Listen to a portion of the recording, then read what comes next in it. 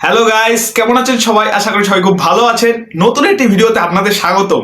এবং আজকে কথা বলবো মালায়ালাম ইন্ডাস্ট্রির নতুন একটি মুভি। সেই মুভিটির নাম হলো সার্বম মায়া। এবং এই মুভিটি হয়তো অনেকেই দেখে ফেলেছে, কারণ এই মুভিটি রিলিজ হয়েছিল 2025 সালের ডিসেম্বর মাসে 25 তারিখ। এবং এই মুভিটি ভাই যারা দেখেছে তারাই বলতে পারবে শুধুমাত্র যে এই মুভিটা কি নিয়ে এবং কি বুঝাইতে চাইছে ডিরেক্টর। সবার আগে বলে রাখি যে ভাই এই মুভিটি সবাই দেখতে পারে, কম বেশি ছোট থেকে শুরু করে সবাই দেখতে পারবে, সমস্যা নাই। এই মুভিটি ধরো তোমার ভিতরের যে অনুপ্রেরণা মানে তোমার ভিতরে ফিলিংটা জাগিয়ে দেবে ভাই। এবং আরেকটা কথা বলে রাখি ভাই, তুমি দেখতে পাচ্ছ যে আমার মুখের হাসি দেখে বুঝে গেছো যে কেমন হতে পারে মুভিটি। এবং এই মুভিটি দেখার পর আমার মুখের চেহারার অবস্থা এরকম হয়ে গেছে এবং আমি খুব ভাই অন্য লেভেলের চলে গেছি ভাই। কারণ এই মুভিটি ধরো মালায়ালাম ইন্ডাস্ট্রির one of the best movie হতে চলেছে ভাই। হ্যাঁ, ঠিকই শুনেছো, এই মুভির বাজেট হলো 30 কোটি টাকা এবং এই মুভির বক্স অফিস কালেকশন হলো 150 কোটি টাকা। হ্যাঁ, ঠিকই শুনেছো, এই মুভিটি ধরো 1-2 কোটি না, 10-12 কোটি না, এবং এটা অনেক টাকা ইনকাম করেছে ভাই। 30 কোটি টাকা বাজেট, 150 কোটি টাকা ইনকাম করেছে। এবার বোঝো যে এই মুভির কন্টেন্টের কি পাওয়ার, এবং এই কন্টেন্টের দমে এই মুভিটা বক্স অফিসে এতদিন রানিং চলেছে। তারপর ডিজিটাল প্ল্যাটফর্মে চলে এসেছে এই মুভিটি। যদি তোমরা দেখতে চাও, জিও হটস্টারে দেখতে পারো এই মুভিটি। এবং এই মুভিটি হলো 2 ঘন্টা 25 মিনিটের মুভি। একটা সেকেন্ডের জন্য তোমার মনে হবে না যে বোরিং ফিল করছো ভাই। একটা জায়গা থেকে ধরো তোমার উঠতে মন চাইবে না যে ভাই পরের কি হবে, সেইটা ভাবার চিন্তা ভাবনা মাথায় চলে আসবে অটোমেটিক, তোমার ভাবনাও করা লাগবে না। এবং আমি আরেকটা কথা বলতে রাখি যে ভাই সবাই তো অনেকে মুভি বানায়। ধরো কিছু মুভি আসে যে আমাদের এন্টারটেইন করার জন্য, কিছু মুভি আসে শুধু মুভি যে বানিয়ে দিল বক্স অফিস টাকা ইনকাম করে সেজন্য। কিন্তু আবার কিছু মুভি আছে যেইগুলো আসে শুধুমাত্র তোমার মনের ভিতর কি চলছে সেইটা, ধরো ফিলিংটা, তোমার ভিতরে ফিলিং জাগানোর জন্য। এবারে পুরো মুভিটা দেখলে তোমার ভাই পুরো মাথায় হাত দিয়ে থাকবে যে ভাইটা কি মুভি দেখলাম। কম বাজেটের ভিতরে কি সুন্দর ভিএফএক্স ছাড়া যে ভিজুয়াল গুলো দেখানো হয়েছে। এবং এই মুভিটা মালায়ালাম ইন্ডাস্ট্রির মুভি, এবং এটা সব শুটিং মানে পুরো মুভিটা শুটিং করেছে কেরালাতে। এবং তোমরা জানো যে কেরালাতে কি ধরনের মানে ভিজুয়াল আছে, ওই জায়গায় যে কি দৃশ্যগুলো আছে, সেই প্রত্যেকটা ভিজুয়াল গুলো ভাই কি সুন্দর অদ্ভুতভাবে প্রেজেন্টেশন করেছে ডিরেক্টর। এবং এই মুভির লিড কাস্টে আছে নিবিন পলি এবং আছে রিয়া। এবং এই আর কি হিরো যে আছে, হিরোর যে অ্যাক্টিংটা আছে, নবীন পলি ওর অ্যাক্টিংটা দেখে পুরো ন্যাচারাল অ্যাক্টিং মনে হবে। হ্যাঁ, ন্যাচারাল অ্যাক্টিং, একবার মনে হবে যে পুরো বান্দা মনে হয় যে মুভির ভিতরে পুরো ঢুকে গেছে, নিজের ক্যারেক্টার ছেড়ে পুরো মুভির ক্যারেক্টার পুরো প্লে করতেছে, পুরো অবিশ্বাস্য ভাই। এই মুভিটা মাস্ট ওয়াচ ভাই, সবার জন্য বলে রাখি। এবং এই মুভিটির কাহিনী বলতে গেলে, মুভিটির কাহিনী হলো যে এই মুভির যে নিবিন পল হিরো, তিনি হলেন একজন সিঙ্গার। তার যাওয়ার কথা হলো বিদেশে। তাদের একটা গ্রুপ আছে, 15 জনের গ্রুপ। সেখানে তাদের বাইরে গিয়ে তারপর তারা পারফর্ম করবে একটা ইভেন্টে।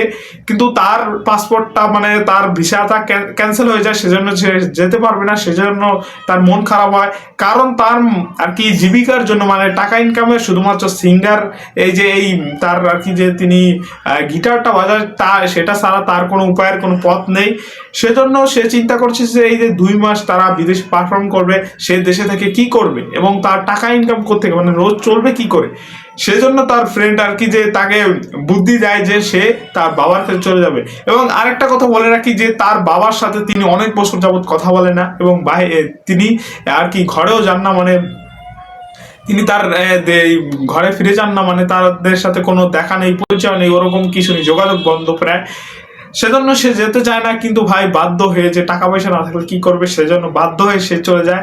এবং আরেকটা কথা বলে কি, সে যে একজন হলো সন্ন্যাসী, মানে তাকে এক হিসাবে যে সন্ন্যাসীর আর কি করা হয়েছে, মানে যে হিরো নিবিন পলি সে সন্ন্যাসীর ক্যারেক্টার প্লে করেছে, মানে যে সে কোনো কোনো বিবাহ করবে না, মানে সে আজীবন সিঙ্গেলই থাকবে, সেরকম একটা নিয়ম, মানে হিন্দু ধর্মাবলী এই একটা আর কি পদ্ধতি হয়তো বা, যে বিয়ে না করলে সারা জীবন সন্ন্যাসী হিসেবে থাকবে, সেখানে এরকম বলা হয়ে থাকে। সেই সন্ন্যাসী তিনিও যে মানে হয়েছেন, এই জন্য তার বাবাও তাকে পছন্দ করে না, যে কেন তিনি সন্ন্যাসী হয়েছেন। আরেকটা কারণে তাকে পছন্দ করে না, মানে নিবিন পলি মানে যে হিরো, সে তার বাবাকে পছন্দ করে না, কারণ হলো যে তার মাকে তিনি অনেক ভালোবাসতেন, এবং তার মার একটা প্রিয় কুকুর ছিল, সেই কুকুরটাকে আবার দেখতে পারতেন না তার বাবা। সেজন্য সেজন্য তার বাবার সাথে, তার মা মরার পর তার বাবার সাথে কথাও বলা হয়নি, সেজন্য তাদের মধ্যে একটা আলাদা একটা মানে দূরত্ব সৃষ্টি হয়েছে। সেই জন্যই এই আর কি যে তার বাড়িতে যেতে চাইছে না, এখন কি করার, সে যেতে হবে, সেজন্য সে চলে যায় বাড়িতে, এবং শুরু করে সে তার সন্ন্যাসী, মানে তার একটা ফ্রেন্ড আছে, সেও একজন ধরো সন্ন্যাসী, এবং তিনি একজন পুরোহিত, এবং সেই তার একটা এক্সপিরিয়েন্স, মানে সে এর আগে অনেকবার পুরোহিতের কাজ করেছে, এবং সব যে এই আর কি যে পুরোহিতের যেই সমস্ত কাজ আছে, মানে পূজা করার যত সরঞ্জাম এবং তার মঞ্চগুলো সব সে জানে হিরো আমাদের নিবিন পলি।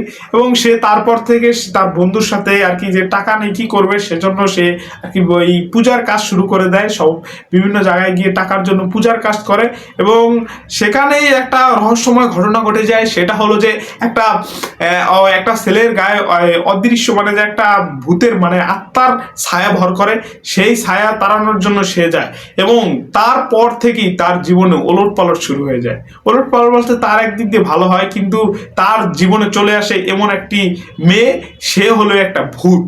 হ্যাঁ, ঠিকই বলছি, যে এই মুভিটা ধরো আমি প্রথম ট্রেইলারও দেখিনি, টিজারও দেখিনি, মুভিটা আমি অনেকের কাছ থেকে শুনেছি, মোটামুটি মুভিটা ধরো সাসপেন্সে ভরা, অত সাসপেন্স না যেরকম মার্ডার মিস্ট্রিতে থাকে, তুমি ধরো ধরো রোমান্টিক কমেডি জনরার মুভিতে সাসপেন্স ওরকম আর কি সাসপেন্স থাকে, সেই হিসাবে আমি দেখা শুরু করেছি। আমি চিন্তা করছি যদি টিজার ট্রেলার দেখি, তাহলে মুভির অনেকগুলো আর কি যে মিস অনেক এলিমেন্ট আছে, সেগুলো হয়তো আমি আগে থেকে জেনে গেলে মুভির মজাটা পাওয়া যাবে না।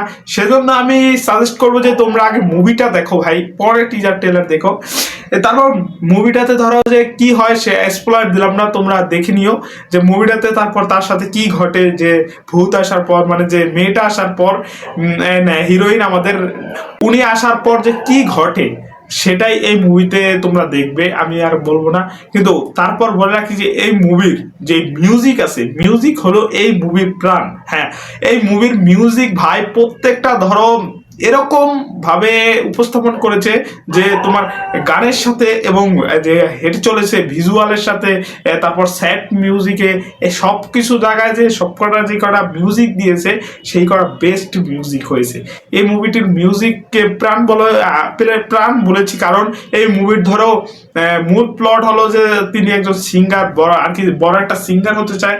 সিঙ্গার বলতে সিঙ্গার না, মানে যে সিঙ্গিং এর তার শখ আছে এবং তার গিটারের প্রতি ইন্টারেস্ট আছে, সেই জন্যই এই মুভিটার ধরো গানটা হলো একটা প্রাণ বলতে গেলে, এবং এই কাহিনীর সাথে গানটা অনেক মিলে, মানে যে কটা যে গান অ্যাড করেছে সেই কটা সবই আর কি মোটামুটি ভালো গান। এবং এই মুভিটা ধরো প্রত্যেকটা মানুষই দেখতে পারে, এবং এই মুভিটা দেখলে ভাই প্রথম থেকে শেষ পর্যন্ত পুরো ধরো একটা ফিলিং কাজ করবে আলাদা একটা মুভির জন্য। এবং শেষে যে ক্লাইম্যাক্স সিনটা দেখানো হয়েছে, বেস্ট ক্লাইম্যাক্স সিন। তো কেন তার সেই মেয়েটা নায়কের কাছে আসে এবং কি জন্য আসে, এবং সব কিছু বিস্তারিত এই মুভিটাতে দেখানো হয়েছে।